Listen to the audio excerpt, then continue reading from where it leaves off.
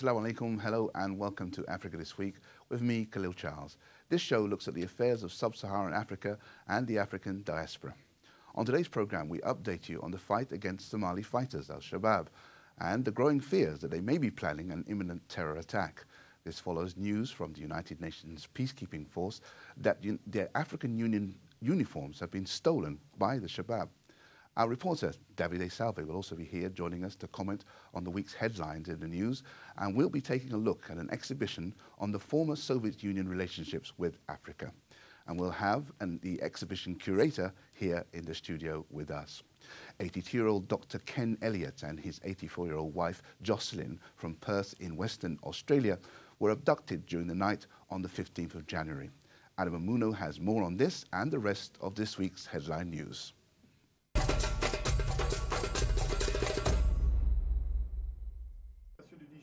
An elderly Australian humanitarian worker kidnapped by Al-Qaeda-linked Ansar Dine in Burkina Faso said on Monday that she hoped to be reunited with her husband and continue their medical work.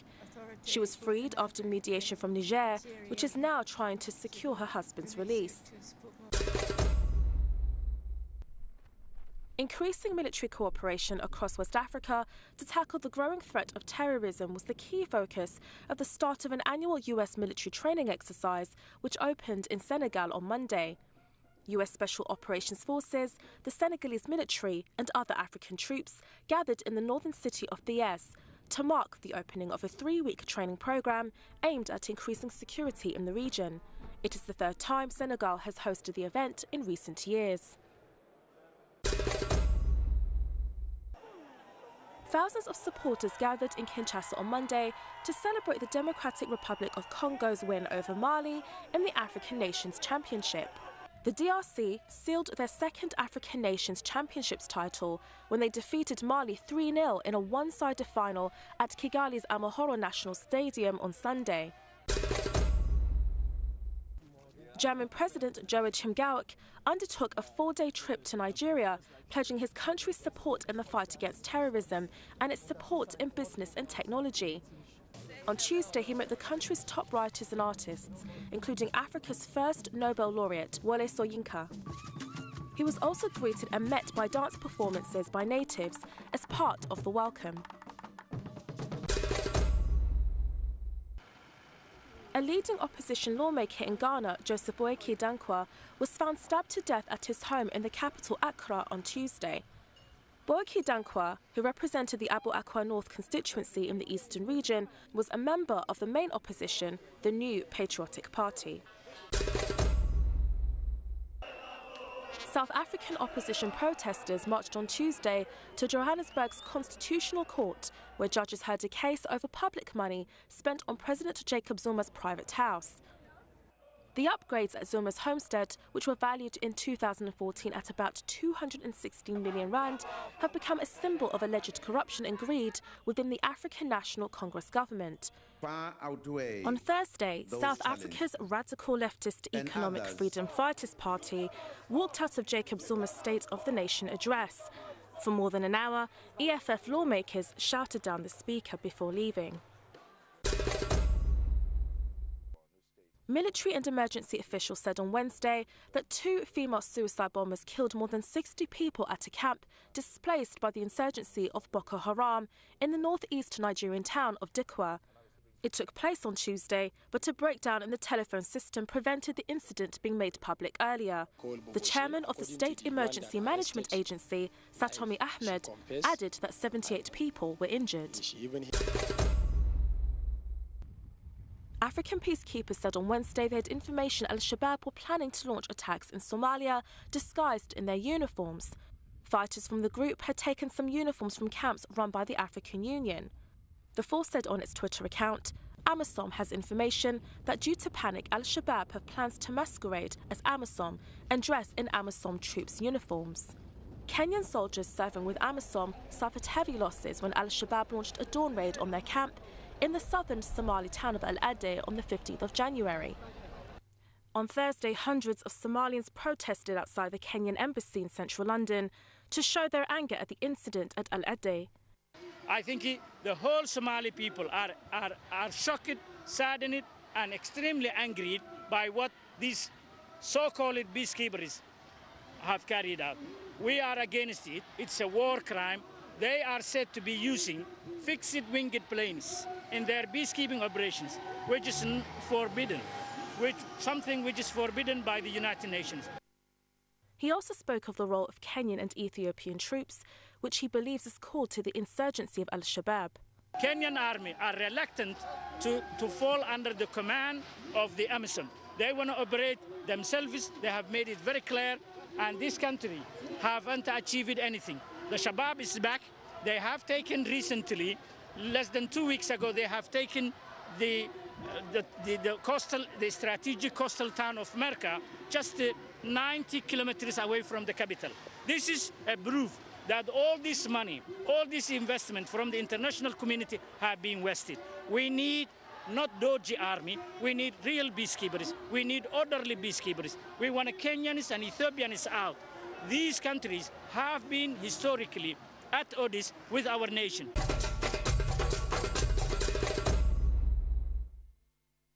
Joining us here in the studio to discuss the events that have happened there is one of the organisers of that protest, is Duale Yusuf from the United Voice and Partners. Duale, thanks very much indeed for joining us today. Thank you for having me as well. I'll start by asking you whether indeed you support the sentiments of the gentleman who was speaking just now, one of the other protest organisers. He was saying that he didn't want Kenyans or Ethiopians in there, and that other peacekeepers other than those two should be involved. What's your feeling of that? Absolutely. What my colleague has said is absolutely, I agree 100%.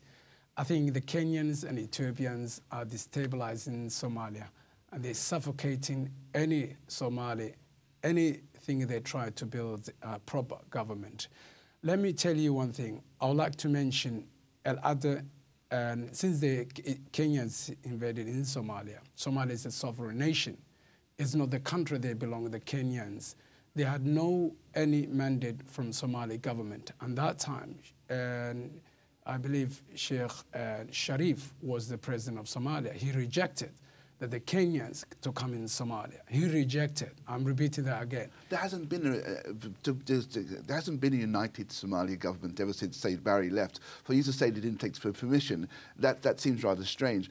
What would you say to people who say to you that the Kenyans have taken an awful lot of refugees, more than 500,000 refugees or more from Somalia, they've greeted them, they've come across their border, some have settled illegally, and these attacks by Shabab have come across the borders into Kenya. Don't the Kenyans have the right to defend their own territory and to make sure to de-escalate the areas where they themselves, their national security, is in danger? How would you respond to that? What I would respond is, if the Kenyans didn't invade our country, it wouldn't have had any attacks from al-Shabab. That is the fact.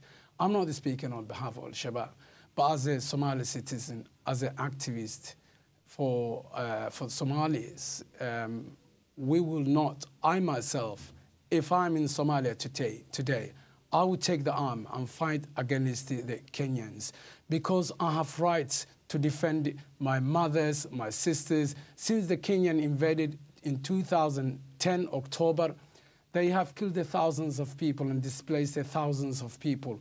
They have no rights to come our country. Our government, the leader of Somalia, Sheikh Sharif, has told the Kenyan government, do not come into our country, but they did. This is a war against Somalia. Let me finish. This is the war against the civilian.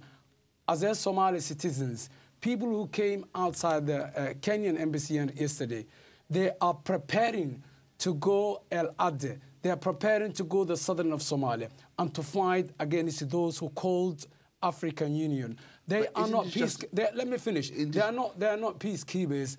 They are mercenaries to kill Somalians. They prepare to kill. They prepare and wage a war against the Somali civilian. And we know we have a weak government. Can I stop you there? Yeah. Can I stop you there? Yeah. I mean, in terms of you repeatedly say the Kenyan governments have invaded. Yes. The Kenyan government would say it's not an invasion, but it's a peacekeeping mission. And were they not there, there will be other Somalian groups fighting each other, and there will all be a destabilization of the area. So actually, they would say the opposite of what you're saying.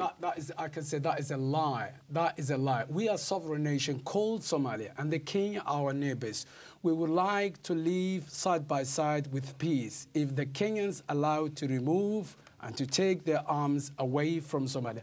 As long as the Kenyan army or air forces is striking and carrying out killing of Somali civilians, Somali people, they will go there. I'm telling you, take this seriously, because people are ready now to go because they don't have government and the army to protect the Somalis. So they take in their hands to protect their people. And let me say to Uhuru Kenyatta, if you respect to the people of Somalia, we want to live side by side with peace. But as long as your aircrafts are killing our people, you wage a war. We are at war with you. And as long as you killing our people, we are not Al-Shabaab. We are Somalians. Well, this is exactly, We're defending this our is exactly country. the issue here. Yes. You're saying you're Somalian defending your country, yes. but it's the Shabab, Al-Shabaab, who are demanding the same thing. Look, they're demanding that Kenya leave their soils. But in a sense, aren't you exactly capitulating to the demands of Al-Shabaab? No, it's the different. I'm not collected. I'm not related to any terrorist group or anything. We are Somalian. Every human being, every country has got rights to defend their territory, their country. Somalians have got their rights, especially the El Ade and the Gedo has been bombarded for the last 25 months, for the last 20 days, and 5 years of bombing. The Kenyans will say, you must end this. Otherwise, you are fighting not Somali government, not Al-Shabaab, but Somali people. That is our message across the Somalis. To be honest with you, I've heard these noises because I'm a community worker and I'm a community leader. People are telling me every day, we want to go there and we want to fight. Even women included, not men only. Women were saying yesterday when they were outside the case, they said, we're going to go there and we want to fight because we want to live in peace. If our fellow African Kenyans want to live in peace. Forget about Shabab. Shabab is a few guys. We can sort out if international community will allow the good leaders to lead Somalia and given a chance for Somali people to live like a normal life. We understand that, but there have been, and you must be realistic on this, there have been since the leaving of Said Barry, almost 15 to 16 different initiatives to try and solve the Somali crisis. The Kenyans were in support. They were in support of the TAF, the Transitional Federation Authority. They were in support of that, and always have been, in that sense. So their intervention, if you like, is one that serves the purpose of Somalia. They could argue this. It serves the purpose of Somalia and serves the purposes because they share the border of these incursions into their border, and we've seen tragically the results of those incursions into their border. Yes, yeah. In the West, in media, when you see, they see the atrocities committed by those groups, but they don't see the atrocities that committed the Kenyan air raids. Nobody shows us. Somalia is unreported. We are. But presumably, these air raids are against the targets of Shabab. I mean, you said they're not targeting groups. They are targeting the civilians. We have evidence. I wish I would have the pictures which we had yesterday. I don't have a government like the British. Britain has a government to protect the British people. If we don't have Somalia. Somali government's a puppet, is a weak, incompetent, and they don't represent us as a Somalians. We are angry to see our mothers, our sisters, our livestock being killed and be labeled as a terrorist. This is unacceptable. Britain had a civil war, 16th century. America had 200 years ago, American civil war. Every nation had this troubled time. But what we say now, if you want to help us, we don't want these hostile two countries. If the Britain comes, if America want to come and help Somalia, we will welcome them. But we don't want the hostile nation, Kenyan and Ethiopians and others. Why the Turkey?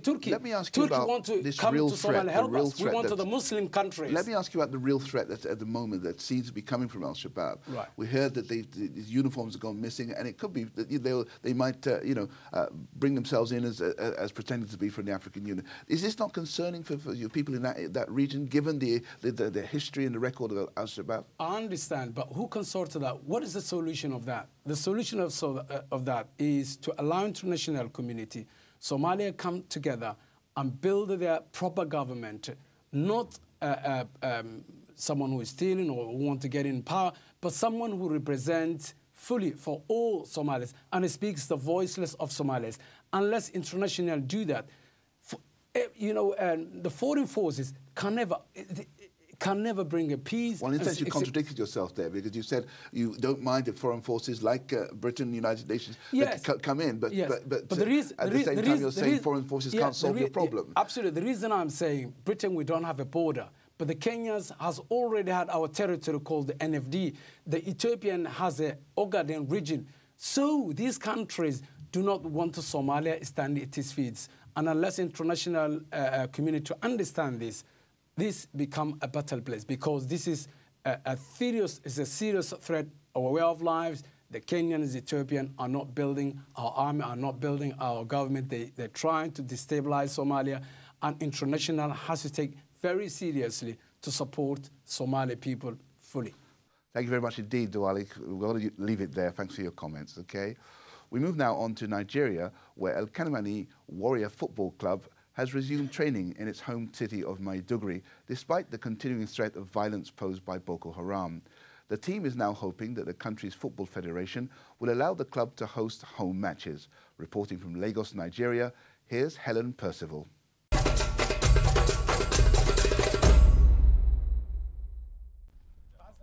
They're used to battles on the football field, but off the pitch, the El Kanemi Warriors have come up against a truly deadly opponent. That's because their home ground is in Maiduguri in northeast Nigeria, the home of Boko Haram. After 2 seasons without a home game, they've now resumed training in the city. When there's no peace, there's no football. You can bring football to bring about peace in the community. So by the special grace of God, after 1 or 2 matches away, we should come back to Maiduguri and play, so that the people of the community should be happy that their football has brought peace back to the state. The government claimed in December to have largely won the fight against the Islamists. But areas near Maiduguri continue to be hit by gun, bomb and suicide attacks, with 85 people killed over the weekend. Despite the unrest, the team is optimistic about the future. We are hoping and aspire for a continental ticket. The town is peaceful. We've been enjoying relative peace for a long time now. That's 3 years now we've been peaceful in this town. You only hear about attacks outside Maiduguri, not inside Maiduguri. The Warriors have their own army of die-hard fans who have repeatedly risked their lives to support their favourite players during many away games. Spirits are high knowing the team may soon play at home once again. Everybody is feeling happy that our team is returning back to home. For almost 3 years, we didn't see our darling team. And instead of always we are on our way to Kano, from Kano to Kasena, always going to and fro. Officials are trying to convince the Nigeria Football Federation and, crucially, the 19 other clubs in the country's top division that Maiduguri is safe. The return of football here would be a relief for players and fans. But it would also send a powerful message to Boko Haram that on this piece of turf at least, peace is winning the fight.